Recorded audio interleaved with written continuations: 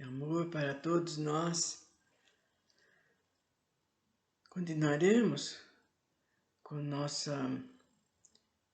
estudo a respeito da cromoterapia. Estamos na parte da anatomia, conforme já falei outro dia, a grande necessidade de ter esse estudo. Estamos falando a respeito das glândulas endócrinas. Bom, a epífise. A epífise é também chamada glândula pineal. Situa-se sobre a hipófise e sobre o córtex cerebral. Atribui-se a essa glândula os efeitos da estimulação sexual, do crescimento e da secreção de aldosterona pela suprarrenal. Os ovários, órgãos do aparelho sexual feminino, produz estrogênios e progesterona, importantes hormônios femininos, e são estimulados pelos hormônios gonadotróficos produzidos pela hipófise.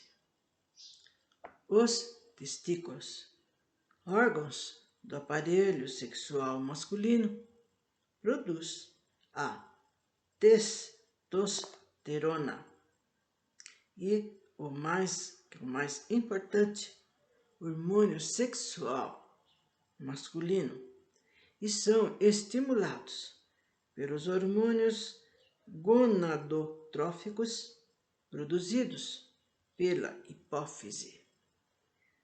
Vou tentar mostrar a figura das glândulas endócrinas, porque assim a gente fica sabendo mais ou menos a situação, onde elas estão, e estão com pontos azuis, né?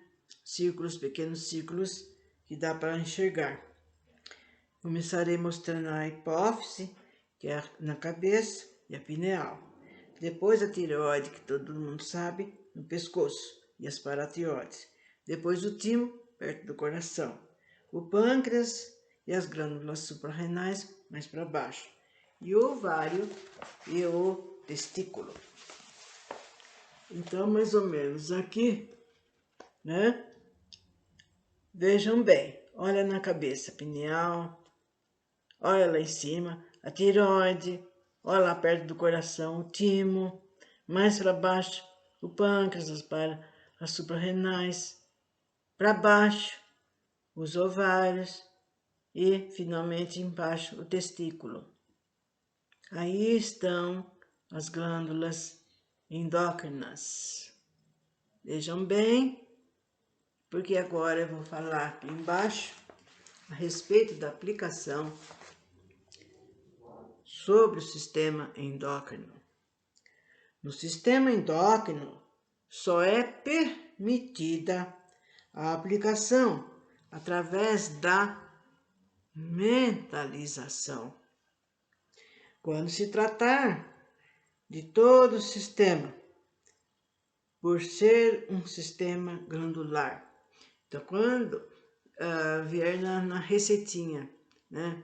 Mentalização no sistema endócrino. Então, a pessoa tem que olhar para pacientes ou de uma maneira bem, como se diz, bem firme, bem concentrado, né? Desde cima vai indo até chegar na parte de baixo. Sempre localizando esses pontos que foram mostrados aqui, gente.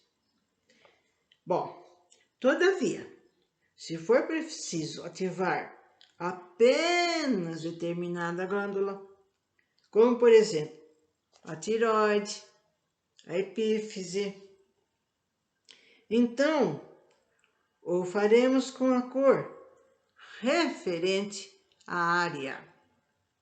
No caso das tireoides, usaremos o amarelo.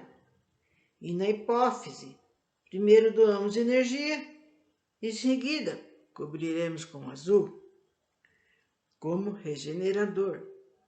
Nas suprarrenais, Também usamos como fortalecedor o amarelo, que é justamente a cor da área, ou seja, da energização do aparelho renal.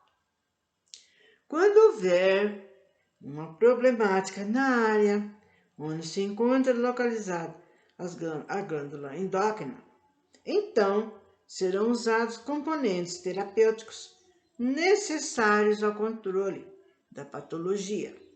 Exemplo, uma inflamação no colo do útero, no aparelho genital feminino. A aplicação básica será como as demais, compostas de verde, lilás e azul. Então, por exemplo, se a mulher está com esse problema, então as cores usadas, no caso da inflamação no colo do útero, então essas cores que vocês sabem que é o grupo, né, que é usado de cores quando tem inflamação. Mas tudo isso, gente, eu falo mais uma vez, vocês não se preocupem. Eu não consegui decorar tal coisa. Nossa, os nomes das glândulas. É muito difícil de uma hora para outra. Por isso que eu falo que a gente tem que estar sempre lendo, sempre observando e na hora que for ler, se concentrar. Não ler com o celular no ouvido, ou com televisão, ou com o vizinho chamando. Senão a gente não aprende nunca. Aproveita agora que nós estamos sem poder sair, estamos todos isolados, para ler bastante, para observar melhor. Temos, né, todo o tempo do mundo para isso. Então aproveite para fazer essas coisas que são úteis para nós e úteis para o próximo. E como eu disse, não há necessidade de querer decorar tudo, ou querer, nossa, eu esqueci o nome daquela glândula, e agora? E isso daqui que está sendo dado são informações que nós temos que ter. Hoje nós escutamos isso, amanhã, nossa, deixa eu ver mesmo com o que foi falado sobre as glândulas, lê outra vez, numa outra ocasião, e assim por diante. E depois nas receitas virão, gente, virão direitinho, vocês vão ler aqui, vão ver, vão escutar, e que a orientação que é dada, né? Se tiver alguma aplicação, tal cor na glândula hipófise, tal cor nisso, tal doação, retirada de energia, é tudo falado. Então vocês não se preocupem, vocês não precisam ficar, como é que se diz, inquietos, né? Tem pessoas que falam, e agora, o que eu vou fazer? E como é que eu vou fazer se eu não sei onde que é? E assim por diante. E a gente lendo, vai falando, vai tornando a falar, não é só agora, daqui a pouco numa doença, qualquer coisa, a gente torna a falar, torna a mostrar a figura, torna a explicar. Então é por aí afora que a gente vai fazendo isso e a gente vai aprendendo. Olha, agora os tecidos conjuntivo e muscular. As articulações. A partir do óvulo fertilizado, começa a formação de células similares, que vão se diferenciando e constituir os chamados folhetos embrionários. Ectoderma mais externo e endoderma mais interno, e o mesoderma localizado no meio.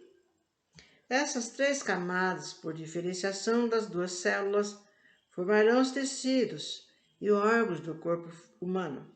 Desta forma, o ectoderma dará origem aos tecidos nervosos e epitelial. O mesoderma dará origem aos tecidos conjuntivos e muscular, enquanto que o endoderma formará grande parte do sistema digestivo, respiratório, bexiga, glândula, tireoide e de outras estruturas. São chamados de tecidos os agrupamentos das células com a mesma morfologia e as mesmas propriedades funcionais. Na formação dos órgãos participam tecidos diversos, adequando-os à organização morfológica e funcional de cada sistema. Agora, O tecido conjuntivo. O tecido conjuntivo une o sistema, protege, nutre e defende os demais tecidos do organismo. É formado por células e substâncias intercelulares produzidas pelas próprias células. Estas substâncias intercelulares preenchem todos os espaços, dando forma ao organismo. Dois tipos de substâncias intercelulares serão então descritas. Uma, a que se apresenta sob a forma de fibras. 2.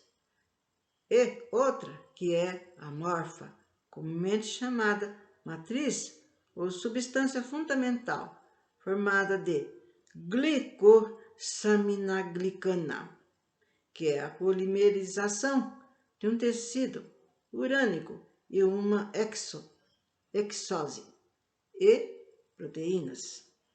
As fibras do tecido conjuntivo são de 3 tipos: as colágenas, as elásticas e reticulares, que apresentam muitas variedades conforme o arranjo de suas células e da natureza dos elementos das substâncias intercelulares.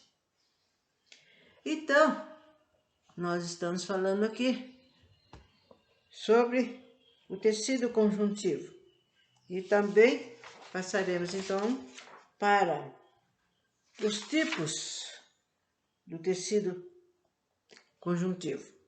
Então, vou falando e será então numerado, viu, gente? O número 1, depois o número 2, número 3 e vai indo, que é um pouquinho longo. Tipos de tecido conjuntivo. É encontrado em quase todas as partes do corpo. Neste tecido, há certa equivalência dos componentes fundamentais do tecido conjuntivo: pele, mucosa, glândulas. Número 2. Tecido conjuntivo denso, modelado. Tendíneo. Nesse tecido, predominam as fibras colágenas modeladas, formando os tendões. 3. Tecido conjuntivo denso, não modelado. Nesse tecido, as fibras colágenas são desordenadas e é encontrado na derme. 4. Tecido adiposo. É formado de células adiposas que armazenam as gorduras. Encontra-se principalmente sob a pele, dando a forma modelada do corpo. 5. Tecido elástico. Nesse tecido, predominam fibras elásticas encontradas na parede da artéria aorta, no ligamento bucal, nos ligamentos amarelos, da coluna vertebral. Nos ligamentos, que a gente vê, e tem essa cor amarela. O tecido reticular, formado por redes de fibras reticulares, é encontrado na estrutura da sustentação do fígado, do baço e outros órgãos. 7. Tecido cartilaginoso. Apresenta substâncias intercélulas semissólidas que formam a cartilagem do corpo. No adulto, o tecido cartilaginoso é encontrado principalmente nas articulações, nas paredes do tórax e em vários tubos que têm que ser permanentemente mantidos abertos, como a laringe, como a traqueia, como os brônquios, o nariz, a orelha. Tecido ósseo. Apresenta substância intercelular dura devido à presença de sais de cálcio e forma os ossos. 9. O sangue. É um tipo especial de tecido conjuntivo, cuja substância intercelular líquida, o plasma, e contém as células sanguíneas, isto é, glóbulos brancos, vermelhos e plaquetas. O 10º, tecido hematopoiético.